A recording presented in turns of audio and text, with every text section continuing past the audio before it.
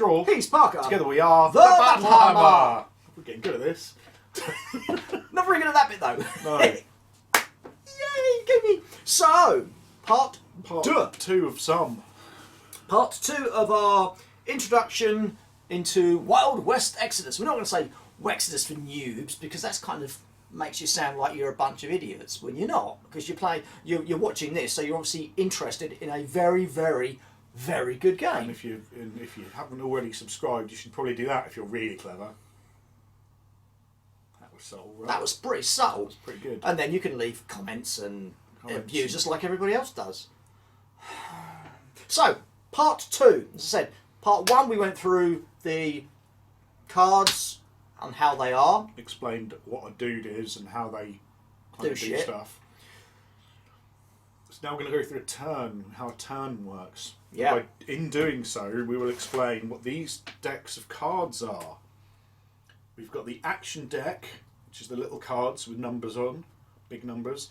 And you've got the adventure deck, which is your bigger cards, and they've got things you can do on. You know, when we first started to play this, I looked at these 2 decks of cards and I thought, for crying out loud, you're just making the game harder and more difficult, things to remember. But I'll tell you what, they are awesome. Really, really cool. I love the idea of these, and I love the idea of them. You'll find out what they all do if you keep watching this, really. Yeah, but an interesting thing I think they do is they stop the game from being too predictable. Yeah, you don't always know what your opponent's going to do. You also don't always know what you're going to be doing. It's also the extra victory points that are, you know, oh, hold on, we've got point A, point B, you get that, I get that, stalemate. Yeah. Actually, there's a But lot more to it. These cards bring a lot more into it. They do. It becomes a very fluid game, doesn't it? Because you've got to think quickly as well on your feet, because the cards will just, wow, that one's really, really good. Oh, hold on. Oh, but, and it's the choices that you have to make. Yeah, and it kind of represents the fog of war, if you like, where when you're playing a lot of games, you're the general who's kind of big and looking down on your minions table. Actually, you can't always control them in the way that you want them to be controlled. I mean, if you're a real, I know very little. Excuse me, I know very little about actual war or combat, but I would imagine trying to organise 50, 60, 70 people, or even 20 to 30 people when you're kind of there going, go and do that. Oi, you! Move over there! Yeah, it's going to be complicated. Yeah. So we'll just, for those of you playing along at home, if you've got a copy of the rule book, Turn to page 15. turn to page 15. I wanted to say that. Interestingly, Is it the same number in this one as that one? yes. Yes, it is. And they've made a point of doing that, and I believe they've even said that when they release the hardback rule book, the page numbers for the rules will be the same. Well lovely little things like that. Makes such a difference. Makes really, the game really good. easy to pick up. Yeah. So then, on page 15, I feel like a school teacher. Page 15, The brown cow flew over the large goat. and for your homework, I'd like you to read page 15 to page 91.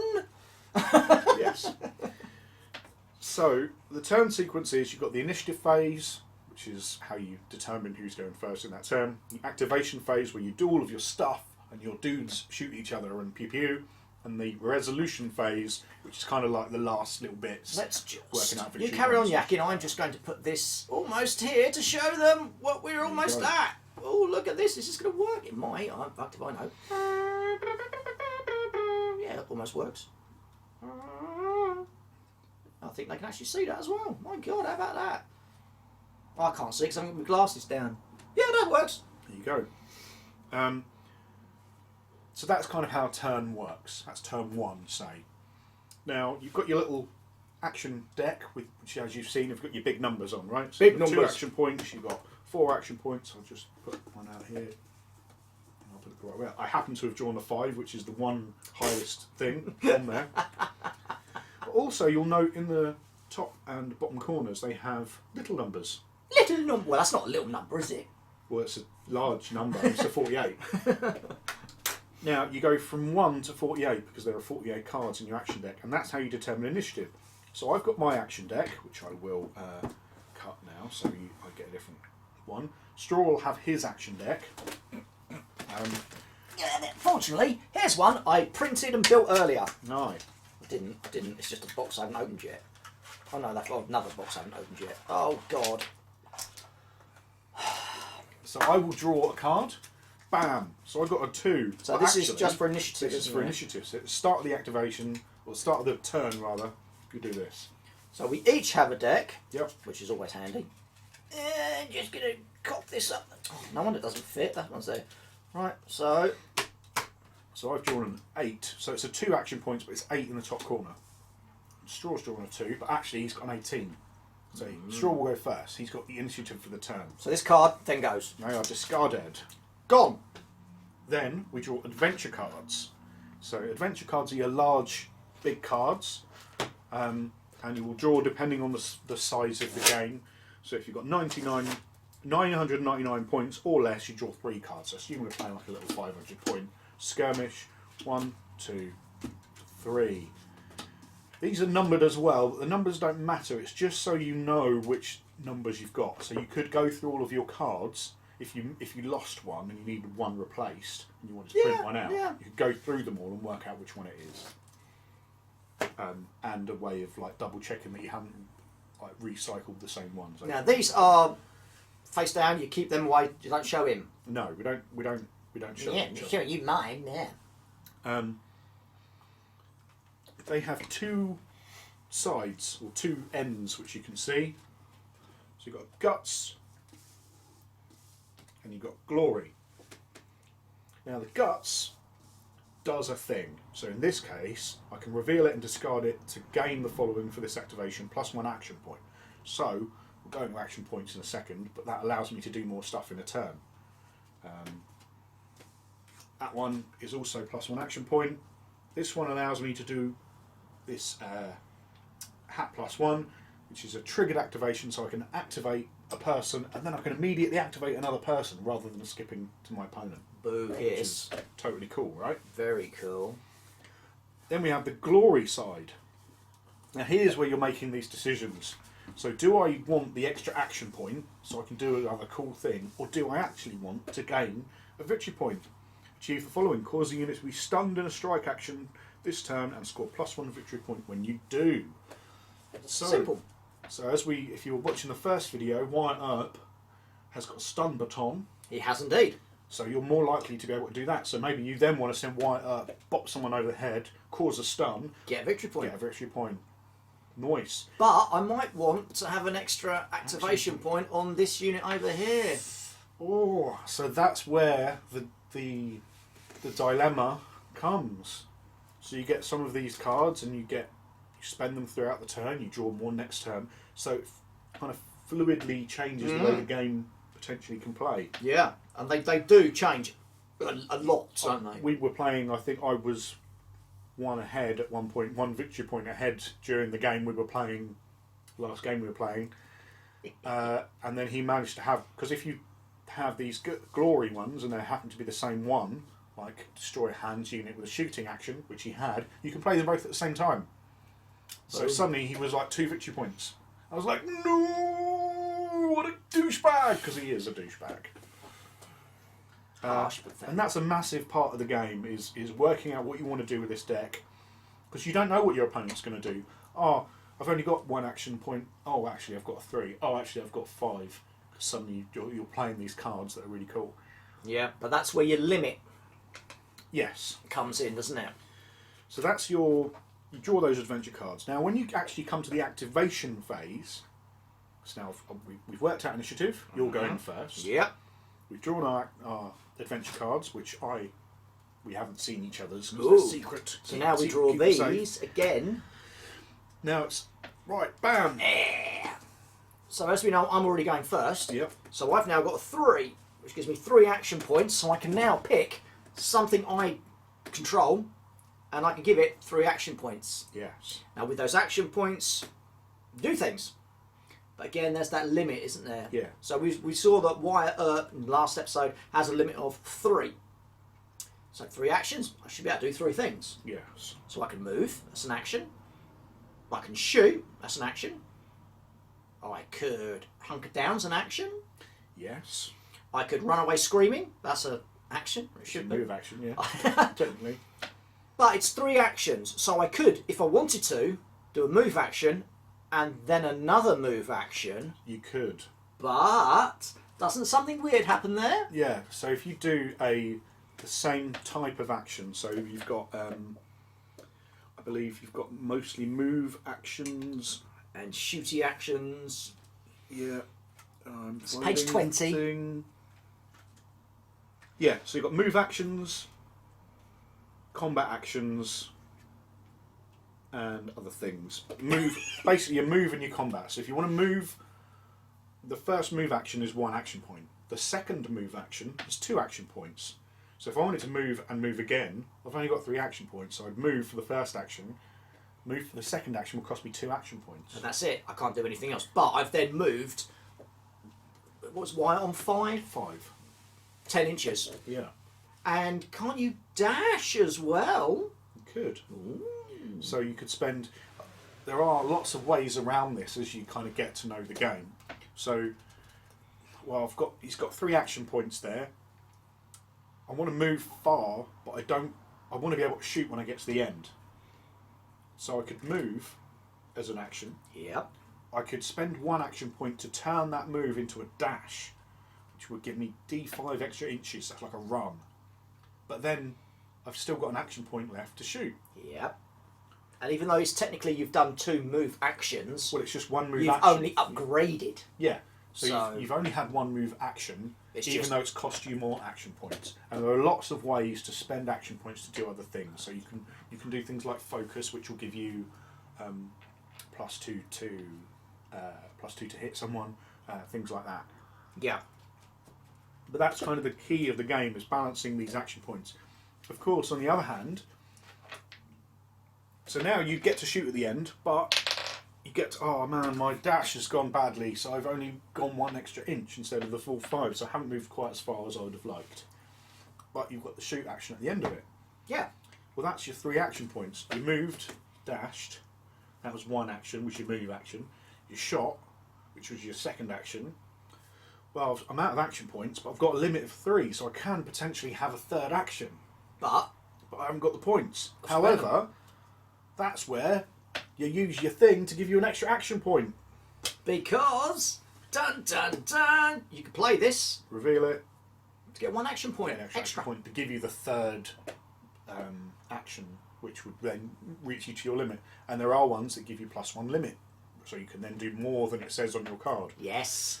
That's where it gets really annoying, because you've already worked out your plan. You've gone, right, well, what I'm going to do is I'm going to charge Wyatt forward, do a shot over there, and now maybe I'll hunker down and everything, because, you know, Parker's got a bod over here that's not going to really be doing much, I don't think, anyway. And then all of a sudden he goes, right, he might draw a 3 actions, I'll do this, this, this.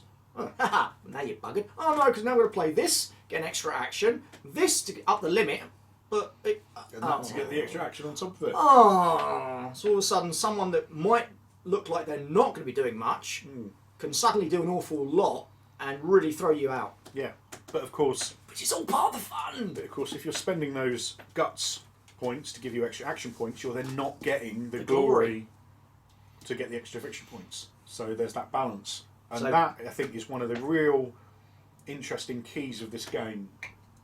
Is getting Yeah. that balance. I mean, you play, the way I've watched you play more using your action Yeah, points. yeah. I play more Using to get the victory points. Yeah. And it's quite fun to watch. I'm like, well, I can do this. He hasn't seen I've got this and that. And, oh, well, I'll have the 3 victory points for doing this 3 times. No. It's a clever little mechanic. Yeah. And it does give you options to change up what you're doing in the game.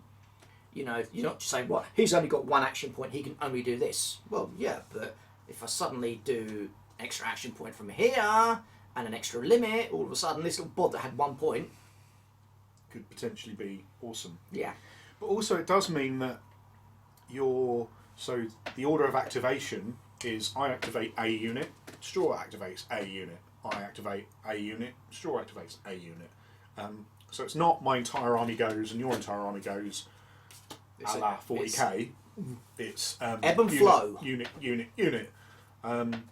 So of course I could. One of those. That's your one. isn't it? Yep. Yeah. So. No, mine was a 3.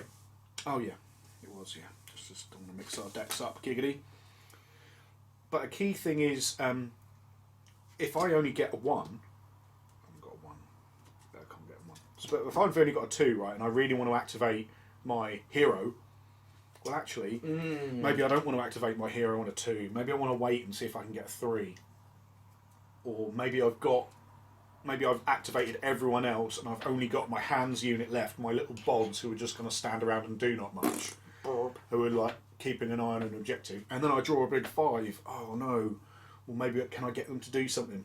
Well, with 5, you'd like to think so, but you'd have to Yeah. make sure you've got cards here to give you the extra limit or whatever. Yeah, and it really means that you're not necessarily, I'm activating this guy, you're activating that guy, and you know who your opponent's going to activate. Because if you draw that 1, and you really want to activate Wyatt Earp, and he wants to go out guns blazing and take some people out, and you haven't got these cards to spend, well, You ain't maybe doing much on one activation maybe you point. don't want to activate him, and you want to activate another unit who can just stand there and do nothing, hoping to get that next turn. So it kind of changes the way. You're not always definitely, I'm going to do this, you're going to do that. I'm going to do this, you're Yeah, going to do that. it's fluid. Yeah, it's fluid. Very, very fluid. So then you go back and forth with the little cards. Yep. So he went on. He had a 3. I had a 2. So again, we've still got this initiative. Oh, I'm on a 3. He's on a 3. I'm on a 4. 4. Awesome. So I'm pretty sure he's going to be doing something big with that. But I've got 3, so is there any chance I can look at his army and think, right, who hasn't activated? So maybe Big Bad John. Big Bad John. Whoa. We like Big Bad John. You know, maybe he hasn't activated and I know he's a bastard. He is a big But I've just got 3 activation points. Have I got anyone near him that can either cause enough damage to worry him or that I can throw against him to tie him up? Because if not, Big Bad John with 4 points is probably going to bugger me. And not in a nice way. No, because he is big and he is bad. So it's little things like that, you know. Or maybe she hasn't bloody gone and she's a pain in the arse as well. So, I mean, yeah, he's got the 4 points. I've got 3 points. What do you do? It's a constant game of shifting things. Yes. That's a great way of putting it, isn't it? Yeah, Shifting things. Hey, we're wordsmiths, we are. other ways of getting action points are the fortune points. Yes. You recall from the last video when we were talking about Wyatt Earp, he's got 4 fortune points. So you can spend those to do things, to give yourselves extra actions. If you are following along at home, We should be. look on page 20. Focused actions costs +1 action point. That's focused actions. Where was the other one? It's there somewhere. Trust me. Are you sure? Probably not. No. Are you sure? I think I had it and then I lost it. I think you're lying, matey. But you can do that. You can definitely do that. Yeah. We ain't got a fucking clue I've again. lost have we? it. It's under somewhere. It's under here. Further back. I'm a goober. Well, yes. Fortune. Fortune page. So page 13. 13. All the stuff you can do with fortune points. You can focus, so you can spend it during your activation to be better at something. Which is a plus +2. two. You can hunker down, so if someone's shooting at you, you can immediately hunker down to give yourself. Even if it's not in your turn. Yep. So I can spend a fortune point so I can hide and get grit. Lucky Son of Gun, which is basically a reroll. You can push it real good. Yeah. So that was where you can get the action points. That's it. So let's say John's got 4 action points. I want to do a focused move dash. So that's 3 action points. But then that's a base move with a dash, which is plus D5. D5, which is also focused, which is a base Plus +2. two. So that's 3 action points, but you can probably go all the way over Whoosh! there. That leaves me 2 action points left.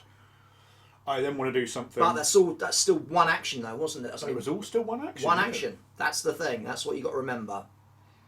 it? Take one for the team. Basically, if you've got a bod within 3 inches, you can go no way and put him in the way of the bullet. You might think that's a bit harsh, but there is a card in here that will give you a victory point for that, isn't Yes, yes, there is. Which is nice. Who doesn't want there? Not for extra the poor victory person getting shot. No. Veteran Again, that's another way of instincts. keeping heroes and bosses and faces alive over time. Veteran instincts, yeah. So someone Oh. immediately make a give them hell reaction. If someone's shooting at you, you can spend 2 fortune points, which is actually really expensive. But it gives you a Chance to shoot them back Yeah. first. I mean, for someone like Wyatt Earp, you shoot Wyatt Earp with his awesome magnum. yeah. gets a shot He back. just goes, hold on. I'll do these. And does he shoot first? Yep. Because the give Yeah. them hell reaction Yeah, happens it's first, before the shot, which is really good. And then there's walk it off. So you can remove those conditions that we were talking about in the first video, where your hero has become disordered. Oh no, they're going to die. Well, I can spend a fortune point, so they remove that condition, so they're now back to where they were before. And then you shoot them again, and I go, oh, quick, hunkered. Yeah. And the important thing to remember about these is they replenish at the end of your activation, don't they? The end of that model's activation. So I've had it before Yeah. where I think she, Countess Augusta Byron, awesome that Bitch. she is. Slag. I think she starts with 3 off the top of my head. Find out. Yeah, so she's got a fortune of 3. So there is a time, because she's got the skill largesse, which we discussed in the first video, so other She's people boss. can use her. Other people can use her fortune. Look at me. I'm So lovely. there have been Brr. times when slowly over the turn, I've spent one of her chips. I've spent another one of her chips. Oh, she's only on no chips. Well, now I want to bring her back into the game, even though I can't get a perfect activation with her because I want those chips back. Because once you've got them, you can then use them again. again. So, she has her turn straight away and spends all of her points. She gets them back. She gets them back. And that's another key thing, is that balance of how you're spending your fortune points, because you're going to want to keep at least one for that reroll, that toughness reroll, or that grit reroll. I When failed you get it! shot. Oh, well, re-roll. Yeah, simple little things. Again, it's a lovely little thing because you've got your chips. Oops. You've got your chips, you've got your cards. That's very, very westerny, isn't it? Yeah, it feels very Wild Westy, because you're spending your luck. Yeah. And I like these because they're big and they're heavy. You can go, right, bosh. I like that. And I like. And these are the pretty sexy gold ones that Yeah. you won't get. But I also like the fact that because you can manipulate luck in a way, because you can focus, or you can re-roll. So although you're rolling your 1 10-sided dice and you've got a 5 to hit, I've hit. Actually, if I'd missed, maybe I really want that to happen. I think in a lot of games it's very easy to just roll a dice, you fail, and then that's your whole turn over. Yeah. And you're like, oh well, fucking, I should have made it, and I didn't. Oh fucking Yeah. balls. And it's nice to be able to you can't necessarily guarantee things. No, because gives you you a always chance roll a of- 1 and you can't re-roll. Yeah. Or you'll be forced to re-roll. Yeah, but it gives you a chance of manipulating that luck. Yeah. And that's one of the things I really like. Thanks to the adventure deck and the fortune points, your ability to kind of tweak things a little bit. Maybe things aren't going your way. Well, actually, give it a little tickle. Yeah. Because I've got frustrated playing other games when you're like, haha, I only need 1 success on. Oh dear. I only have 1 hit out of 10 dice. Oh, I've got nothing. Oh well, Yeah. I've got to get the code. But then there's another way of getting these back, isn't there?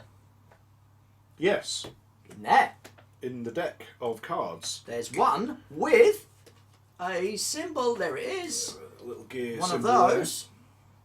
You gain the following this activation, which is the little gear symbol turning, or it's a chamber. You So- restore a number of fortune chips on a unit of your choice up to this fortune value. Yeah. So had it again, or do I want to have the glory? One of my support units is in the enemy deployment zone. Score a victory point. Well, that's doable if I've got a fast support unit. That's another thing I like because it gives you victory points if you move a unit into the opponent's deployment zone. So you're not having just a gun line sitting there going, I'm doing nothing. Yeah. Right, if I want the victory points, I've got to have to move.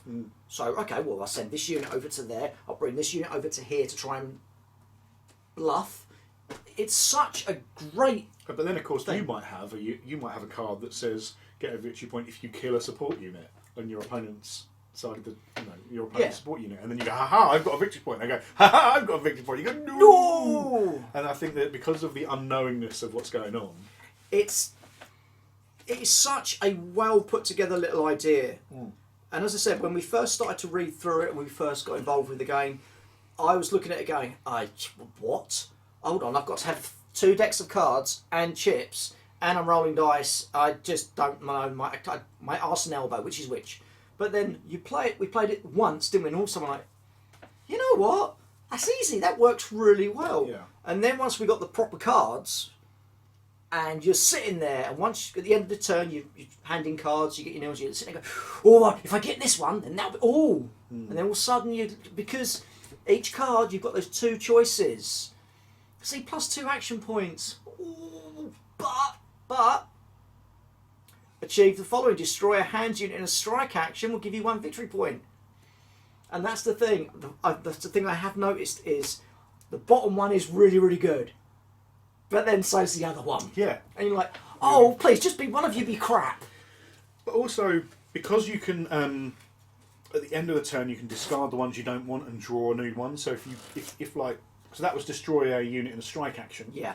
If I haven't got any ones that deal with that, Close combat, then you don't want that card. You might want to discard it. especially if I know that the guts bit is no good to me. Yeah. It's beautiful. Well, they've been playtesting it for a while, so Well, they should do. I mean, it's finished playtest now, but I mean, they had playtested it for a long time, and there was a lot of feedback, so I think they've refined it very well. It's smooth. It is very smooth. Is there anything different I'd like to see? No, I don't would think. like to see bigger, more destructive constructs. No, I wouldn't. Thank you very much. I'd like like to see. all of my dudes to have a -4 piercing. No, please. I'd like Wyatt Earp to give his gun to a weaponsmith and go, just build me a whole load of these so I can give them to all of my deputies. No, no, Okay. badness. Bit harsh and unfair. So, is that what happens at the end of the turn then? At the end of the turn, you Move unengaged mod. Wait. move unengaged models. So this was a thing that I saw the other day and forgot all about. So if I've got a close combat weapon and I'm engaging you with my 3-incher, my big 3-incher, Giggity. because I've got a big long stick, Yeah. you're unable to hit me. Yeah, You so would I've ha- only you- got an incher. You would normally have to move in, right? Yeah. However, at the end of the turn, you automatically move in to engage me. So it saves you that move action. That's good, that's good. Discard unwanted adventure cards. Yep. Check victory conditions. See who's won, if they have one. Yeah. Important thing to note, 5 turns. Any game goes up to 5 turns, and that is all. 5 turns. So think of the amount of digits on your hand. I mean, assuming you've got the Right amount. correct amount of digits. I was thinking the average person, but actually when you work, it's the same as the average person's got less than 2 legs. Because of the way averages work, if one person's got 1 leg, then the average leg is then 1.99999. So the average person's got less than. Anyway, That was Random completely tangent. random. so yeah, 5 turns. So it will end. There's no like just standing there and pew pew. Yeah. You know. You want to you want the points. You've got to. You got to go out there and get them. Yeah. I mean, some of the missions, there are points that you've got to hold on the table. But yeah, great. So if there's 3 points on the table and Parker can be holding all 3 of them, but I can still get Yeah. points from these. Yeah. Yes. So it's not, as I said, it's not that he can hold that, he can hold that, he can hold that. Unless I'm going there to force him off of those points, he's going to win because he's got those 3 points. Nope. Because you could get loads of. Often it it's comes the down opponent. more to these Yes. than it does to the actual Yes. scenario. I find it has been down to these. Because there'll be the extra 1 victory point or 2 victory points that will tip it over the edge Yeah. into your favour. And they're very pretty cards as well. They're lovely cards. They are really nice cards. So yeah, that's a turn basically, isn't it? Yeah, pretty much. If you need more explanation, let us know in the comments down below. Because the only thing about a lot of games, I think, is it's hard to explain it without having the game going. You know. So I think the next video will be about how to build a posse, Yeah. and then we'll play a little mini game and show you how to play. I think. Possibly, maybe. We don't know. But that's the end of part 2 Part 2 of some. of some. If you like to, don't forget to leave some comments down below. Please and do. make sure, Tell us how bad we are explaining stuff. And it also, if you are a player of the game and you've watched this and you can see other people are chatting, let them know. You know, start a conversation. Yeah, don't leave it all to us. If you do want more information, if you join the Dark Council Facebook page, Dark Council, I'll even put it there. Dun, dun, dun. Dark Council edition. If you go on that Facebook page, that is the fan page for Wild West Exodus, and you can find out more information about the game. And remember, you know, all you need is a couple of figures, Yeah. and you can start playing. They've got a lovely starter set which has got deck of cards, rulebook, Wyatt Earp and Jesse James and some dudes pew-pewing at each other. Yeah, we've done an unboxing for that one, didn't we? We did, yeah. So just grab hold of one of them, and for the price, it's excellent value. Yeah, there's a lot of Excellent value. stuff in there. So yeah, there you go. So, don't forget to like and subscribe if you liked it and want to subscribe. If you don't like it and don't want to subscribe, you don't have to like and subscribe, but we would like it if you liked and subscribed. And until next time, stay hammered!